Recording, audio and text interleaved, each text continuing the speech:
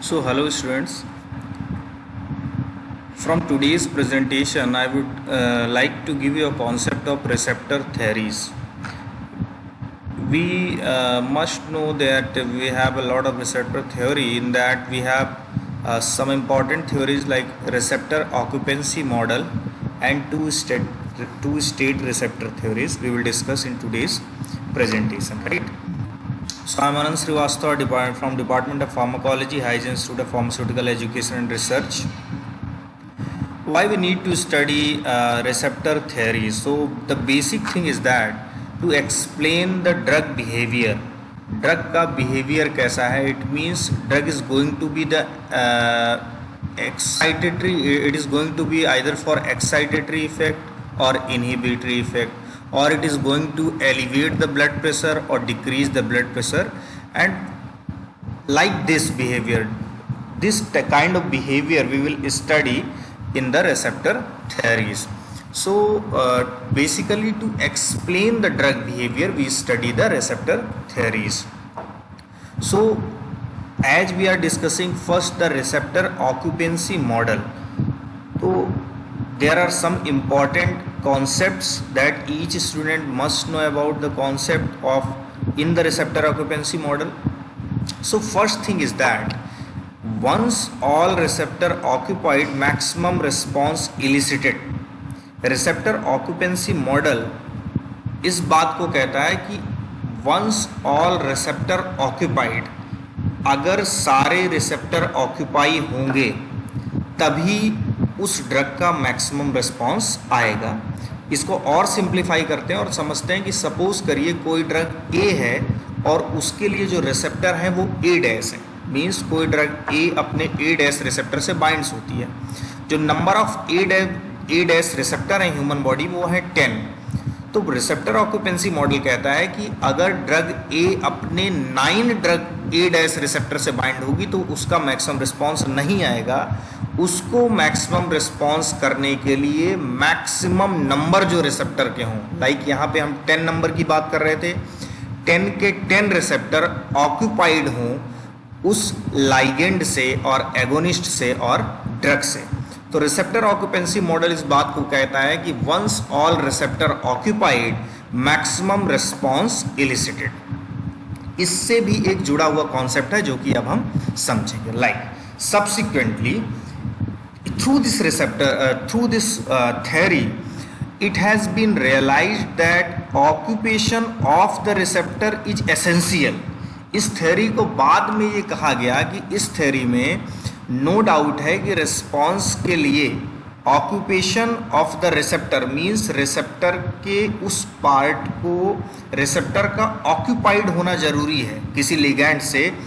But ये जरूरी नहीं है कि वो लिगैंड जब रिसेप्टर से ऑक्यूपाइड होगा तो रिस्पांस आएगा, ये जरूरी नहीं है. तो इसके लिए फिर आगे चल के कॉन्सेप्ट आया एफिनिटी और इफिकेसी का, जो कि स्लाइड में मैं डिस्कस करूंगा. मींस पहला हमने बात की रिसेप्टर ऑक्यूपेंसी मॉडल कहता है कि once all receptor occupied maximum response will be elicited. Subsequently, it has been realized that occupation of the receptor is essential. ये जरूरी तो है, but itself not sufficient to elicit a response. Means response के लिए हमारा receptor ligand receptor से bound है कि नहीं ये जरूरी नहीं है. इसके बाद क्या जरूरी है ये देखते हैं. मीन्स फिर से कंक्लूड करूंगा इस चीज को कि जो रिसेप्टर है उसका इस ऑक्यूपाइड होना तो एसेंशियल है, बट रिस्पांस के लिए ऑक्यूपाइड होना एसेंशियल नहीं है. नंबर थर्ड इस ऑक्यूपेंसी मॉडल का पॉइंट है the agonist must also be able to activate the receptor. Means जैसा कि हमने बोला कि यहाँ पे ऑक्यूपाइड तो कर दिया एगोनिस्ट ने, लेकिन एगोनिस्ट का रिस्पांस तब तक नहीं आएगा जब तक कि वो रिसेप्टर को वो एगोनिस्ट जो बाइंड हुआ है वो एक्टिवेट ना कर पाए. और एक्टिवेट करने के लिए जरूरी है कि induces a conformational change. So until and unless the agonist is not able to activate the receptor, response will not be there.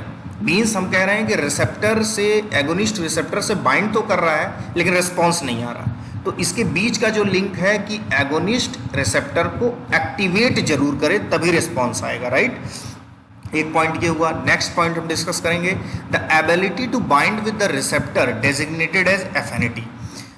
कोई एगोनिस्ट की एबिलिटी है कि वो किसी पर्टिकुलर रिसेप्टर से बाइंड कर रहा है, राइट। तो उस एगोनिस्ट की एबिलिटी जो रिसेप्टर से बाइंड करा रही है उसको हम बोलते हैं affinity.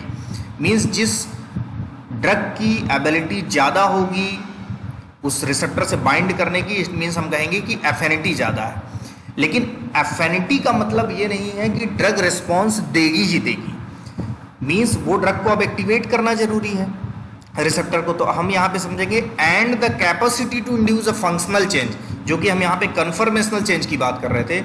And the capacity of agonist to induce a functional change in the receptor designated as intrinsic activity और efficacy are independent properties. Means कोई एगोनिस्ट किसी रिसेप्टर से बाइंड करेगा, दैट इज एफिनिटी, बट वो एगोनिस्ट उस receptor को bind होने के बाद उस रिसेप्टर को एक्टिवेट करेगा, मींस इंड्यूस करेगा फंक्शनल चेंजेस को, that is called efficacy. Means we can say कि हो सकता है किसी ड्रग में एफिनिटी तो हो लेकिन इफिकेसी ना हो। इसी तरह हम बात करेंगे एन ऑल और none action is not a must at the receptor. Receptor पे ऑल या नन एक्शन की बात हम नहीं करते, ये थ्योरी इस बात को अलाउ नहीं करती। रिसेप्टर पे जब कोई एगोनिस्ट बाइंड करेगा तो हो सकता है कि रिस्पॉन्स हो सकता है रिस्पॉन्स ना हो सकता है रिस्पॉन्स लेस हो सकता है रिस्पॉन्स बहुत लेस हो, बहुत ज़्यादा हो, लेकिन ऑल या नन की बात रिसेप्टर पे नहीं होती, कुछ ना कुछ रिस्पॉन्स जरूर होगा। So this is all about the receptor occupancy model. तो इनमें जो पॉइंट्स कंक्लूड थे वो पॉइंट्स मैंने यहाँ पे नोट डाउन कर दिए हैं। तो एक एफिनिटी इफिकेसी का कॉन्सेप्ट है, once all receptor occupied maximum response will be elicited, इस चीज़ का कॉन्सेप्ट है। ऑल या none action is not must at the receptor पे ऑल या नन एक्शन नहीं होता है। एगोनिस्ट को मस्ट इफिकेसी देने के लिए रिसेप्टर को एटलीस्ट एक्टिवेट करना ही पड़ेगा, अदरवाइज एगोनिस्ट का रिसेप्टर से बाइंड होना उसकी एफिनिटी कहलाता है। तो ये ऑल सारे पॉइंट्स हैं जो कि आपको रिसेप्टर ऑक्यूपेंसी मॉडल के अंदर क्लियर होने चाहिए। Now we will move to the next theory and that is two state receptor theory.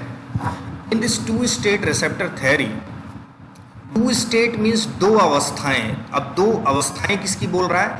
एक बोल रहा है कि रिसेप्टर एक्चुअली हमारे दो स्टेट में होते हैं और दोनों स्टेट के बीच इक्विलिब्रियम बना होता है, जैसे कि इस डायग्राम में ले रखा है, जो कि मैंने केडी त्रिपाठी से यहाँ पे कोट किया है इस डायग्राम को। रेस्टिंग इक्विलिब्रियम में राइट रिसेप्टर एक्टिवेटेड स्टेट और receptor inactivated state. I means inactivated, A means activated. So during the rest the two state receptor theory explains that activated form of the receptor and inactivated form of the receptor will be in equilibrium form. Will be in equilibrium form means there will not be any kind of conformational change or functional activity, right? So two state receptor theory कहती है first कि resting state में दोनों equilibrium में है। यही theory second में कहती है कि suppose agonist comes and bind to the receptor, always agonist binds with the activated conformational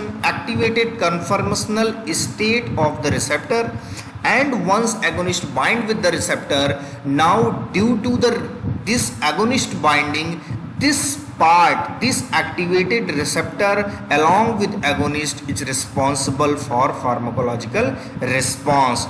Now there will be less availability of inactivated state of receptor because more and more receptor is activated by the presence of agonist. So number third, in the presence of antagonist, how does the antagonist did not produce any kind of response? The theory explains, this two state receptor theory explains, the antagonist parallelly binds with both sides. It binds with the activated state or it binds with the inactivated state.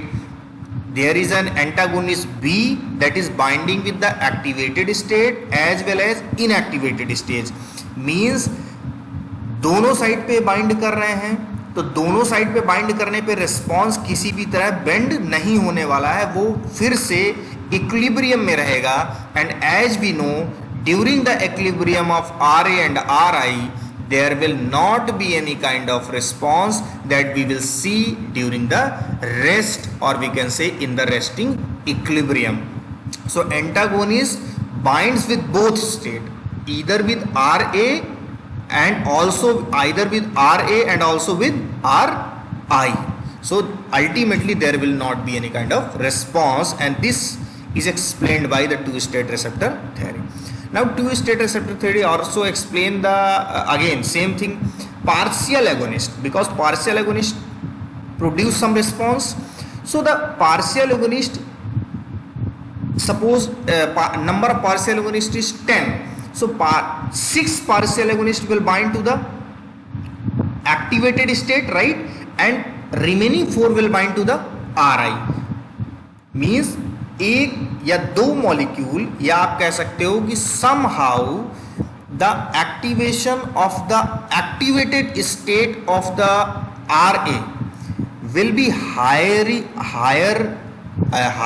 influenced by the partial agonist. Here partial agonist is represented by C, that is binding with the both side, either Ri पे और Ra पे bind हो रहा है, लेकिन Rs जो इधर activated state में बाइंड हो रहा है ये ज़्यादा इफेक्टिव है इन कंपैरिजन टू Ri. ऐसा एक्सप्लेन किया गया है टू स्टेट रिसेप्टर थ्योरी में. लास्ट में हम बात करेंगे इनवर्स एगोनिस्ट. इनवर्स एगोनिस्ट में क्या होगा? Inverse agonist it will not bind to the activated state of receptor, it will bind to the Ri state of the receptor, and once inverse agonist binds with the Ri means inactivated of the receptor, now this inverse agonist produce the response as it is normally produced by the inactivated state. So inactivated state produce opposite response, means अगर ये activate होगा that it will be excitatory, and either जब ये activate होगा that is opposite response, means inhibitory effect will be there. So this is all about the two state receptor theories. In the GPAT or multiple choice question examination, from the two state receptor theory, either this kind of question can be asked, like antagonist either will bind to the Ra or Ri, so you have to write in both side. Inverse agonist bind with the Ra or Ri, then you have to tick on the Ri only. So this is all about the two state receptor theory. So we have discussed the receptor theory. The probably most of the time these two theories are very important and usually asked in the end semester of examination. So this is all about receptor occupancy model and two state receptor theory. Thank you very much.